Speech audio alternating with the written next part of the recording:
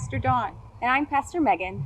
And we are here together today with the members of the Visioning team. We are so excited to share an update of our work together with you. As we begin, I'd first like to share a bit about how and why we got started. In September of 2020, the session approved the formation of a 5 to 7 member team as part of the church's revitalization effort. In early October, an announcement inviting those interested in serving was sent to the congregation. The membership of the team was approved by the session at the beginning of November, and we began our work together on November 12th. Since that time, interviews with leaders in our community, as well as with other churches who have reimagined their ministry, have been conducted. To get the ball rolling, Joan Cairns will be the first to share about one of her interviews. Hello, here we are, your vaccinated visioning team in our beautiful memorial garden. Happy to see you without masks. This garden is so significant to many of us. I'm Joan Cairns, and I'm going to start us off with a little talk about our process. Last fall, we applied and were accepted to come together as a team to explore possibilities for the future of our church. We come from different backgrounds and perspectives, but all of us have been concerned that our membership has been shrinking, and with it, our financial health and the resources we need to fulfill our dreams. We love our church, and we want it to be a vital congregation excited to serve God in the name of Jesus in this place. We've gotten to know each other quite well as faces in a box, as we met at least a couple of times each month. Other than our wonderful worship together last Sunday, this is the first time we've been together in person. But even so, we've accomplished a lot. Our first task has been to gather information. First, we studied reports from previous task forces and our consultant. It was a lot of information to absorb, but so important to put our work in context. Next, we looked to the community to learn how we fit, how we are seen, and how we can serve. We individually and in pairs interviewed leaders from business and government, the arts, social services, and presbytery. We met a lot of people as we went along and learned a lot of good things. Churches around the country were next, both those who have faced challenges and come up with interesting solutions, and those who have been successful in spite of trends and demographics working against them. Here are some of the things that excite us as we apply all that we've learned to our church. Jim Garnett is next to tell you some things about the data that we studied. Good morning. I'm Jim Garnett, and it's only typecasting that a retired professor has been chosen to go over phase 1, which has to do with data information gathering and review. I can almost see your eyes glazing over as you watch this particular part of it. But we realized that gathering the right information and making good sense of it was critical. We looked first at internal information about our church. We examined over several meetings the congregational survey results, what they meant, and what your wishes and concerns were. We also discussed the reports on the listening sessions that were done as part of the reconciliation process. After that, we looked at external information that related to the ability of our church to survive and thrive. One of the sets of data we looked at were survey results of people in our draw area, our service area, and in particular, what drew people to a church or what kept people away from a church thought were relevant today. What drew people to a church? The top 4 were warm and friendly encounters, quality of sermons, adult social activities available, and opportunities for volunteering in the community. What kept people away from a particular church? The top 4 reasons were religious people are too judgmental. The church is too focused on money. Imagine that. Disenchantment with religion in general. And fourth, they don't trust religious leaders.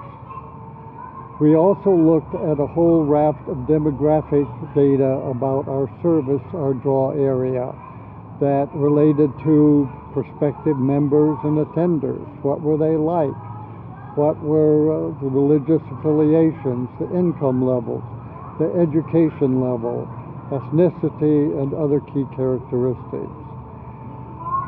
We realized that our task really is not to put together what we want as a plan for our church, but really to discern what God's will is for our church. But we know that God intends for us to use our God-given intelligence and diligence and be informed about issues, and that we can't just sit back waiting for some sort of divine flash that will take us where we need to go. So this was our definite thrust, discerning God's will, but informing ourselves in the process. Hi, I'm Vic Galbus. Thanks, Jim, for introducing this next part. The second phase of our process as a visioning team was to conduct interviews of community leaders. We identified about 30 community leaders in social services, business, other religious organizations, the arts, government, and education. Each of us then set up appointments to interview them. Some interviews were conducted by one person of the visioning team, while in other cases, the interview was conducted by multiple members. In our interviews, we started with the following questions. How did you come to live in St. Petersburg? How have you seen St. Petersburg change in the last few years? First Presbyterian wants to make a positive difference in our community. What do you think we could do? What advice would you give us? And is there anything you would like us at First Presbyterian to know? Several things struck me about the interview process. First of all, we in St. Petersburg are blessed with many other people trying to make a positive difference in the community. Some are lifelong residents, while others are newcomers. All have ideas about how we can face our challenges as a community, and all are enthused about putting their ideas into practice. Second, the kinds of challenges that the leaders identified as facing St. Petersburg, at least in our interviews, were the following. Increased gentrification with increasing disparities between the haves and the have-nots. Racial disparities expressing themselves in housing patterns, public education, employment, and policing. Childhood poverty and hunger. Homelessness, mental health, access to health care, and all of the other issues faced by cities and urban environments. With that list, we then tried to understand how the community leaders, what they knew about First Presbyterian. And they differed greatly. Some know us only by our location on Beach Drive and have never been to our facility. They did not know of the design of our sanctuary for choral music or our pipe organ. They did not know of the involvement of many of our members in St. Petersburg's charitable organizations or St. Petersburg business and professional life. For those leaders, the interviews served as an important introduction to First Presbyterian and sort of friend-making. Other community leaders were well acquainted with First Presbyterian, either by reputation or by relationships with members of our congregation who have been in their lives as friends, co-workers, or fellow volunteers in community organizations. Many community leaders viewed our church as a valuable community resource and wanted to partner with us. Some in the arts were interested in partnering with us for performance or rehearsal space. Some leaders of social service organizations were interested in partnering with us in community outreach or providing services to their clients.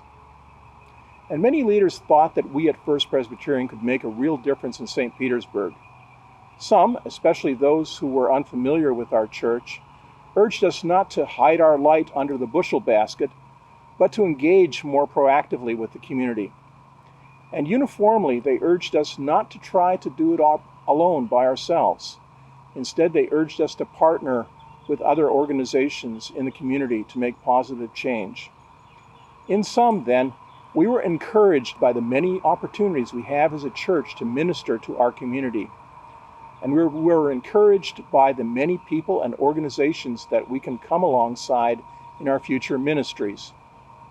As a team, we look forward at a later time to sharing with you in more detail the information developed in these interviews and how this can inform our vision as a congregation. Thank you, Vit, for that good summary of the community leaders phase. And we followed that up with a phase 3, which we're currently engaged in, assessing not only churches in our particular area, as we did in phase 2, some of them, but we are currently looking at churches around the country.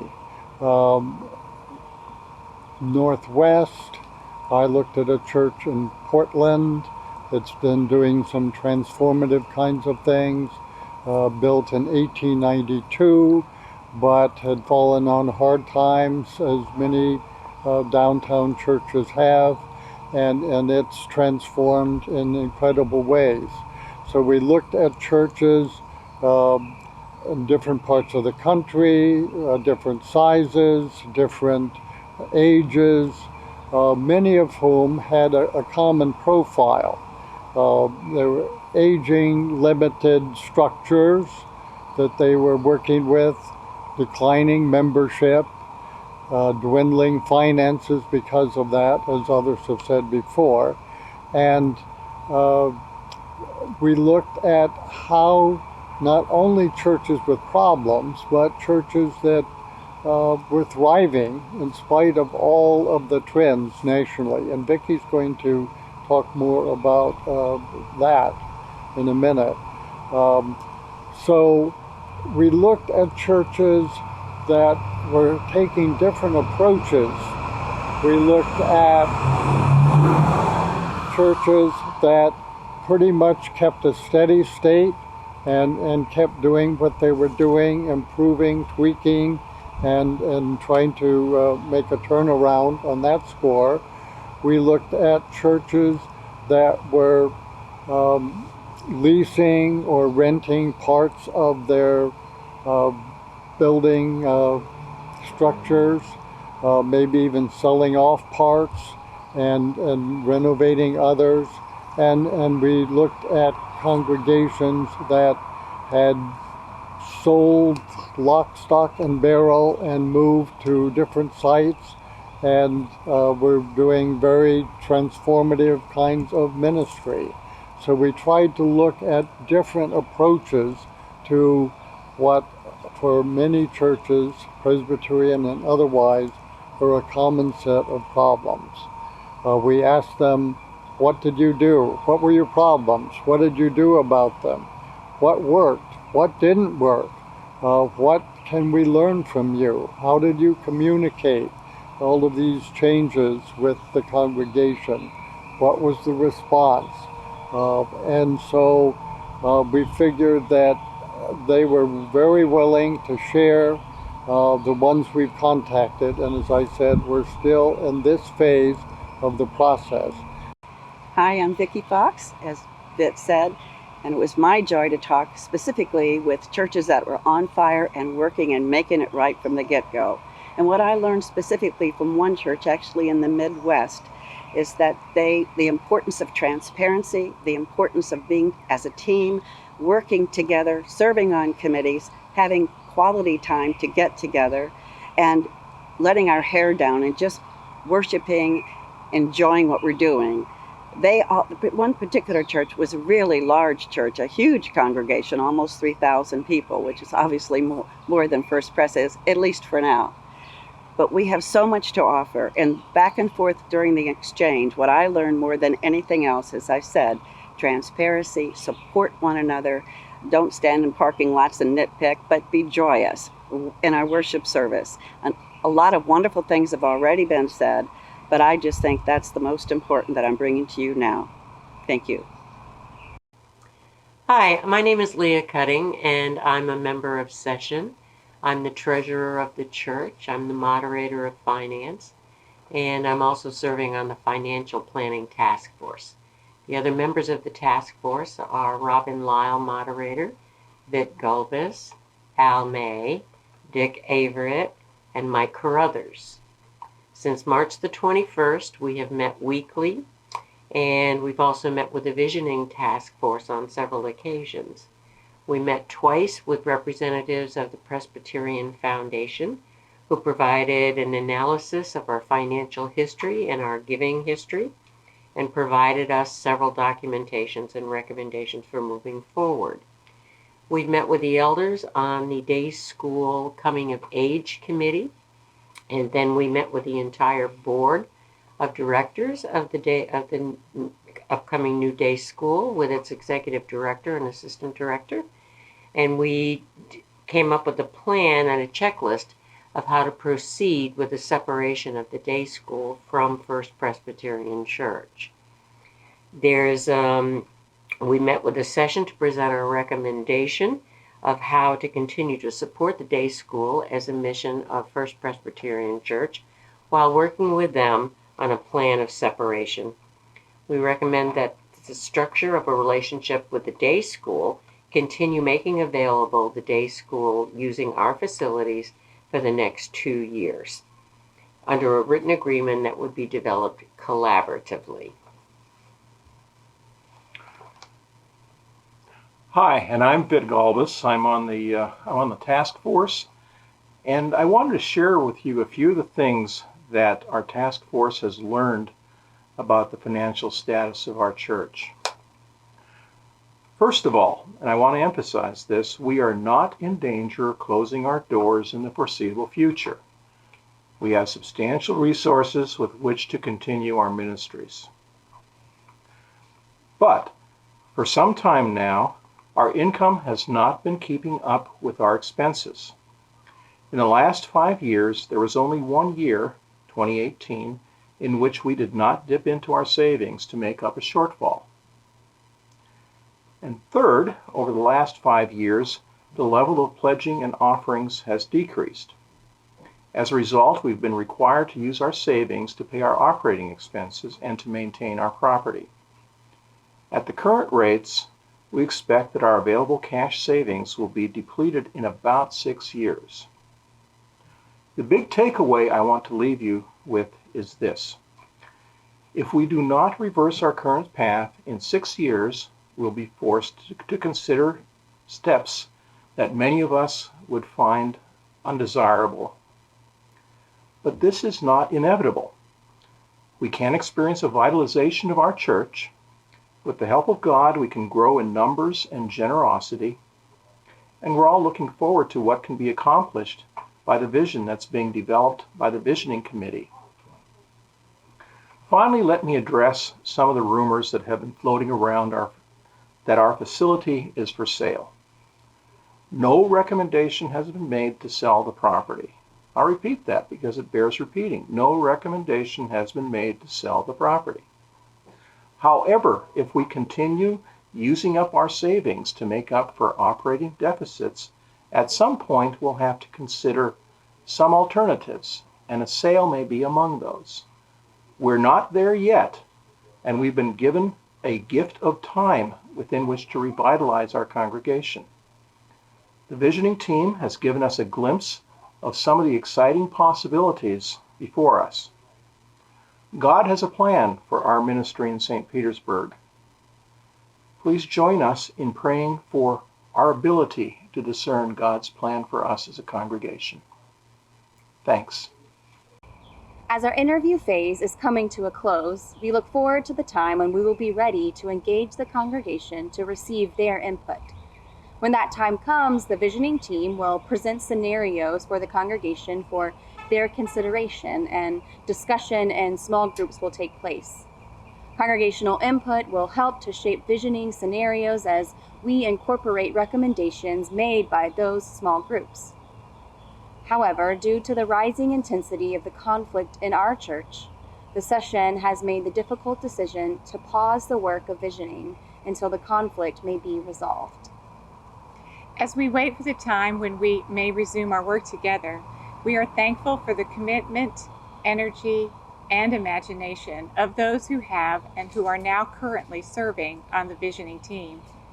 We are also thankful for your prayers, support, and for the fact that you tuned in today. Finally, we look forward to continuing the exciting work of uncovering God's vision for the future ministry of First Presbyterian Church in St. Petersburg. See you next time. Bye for now.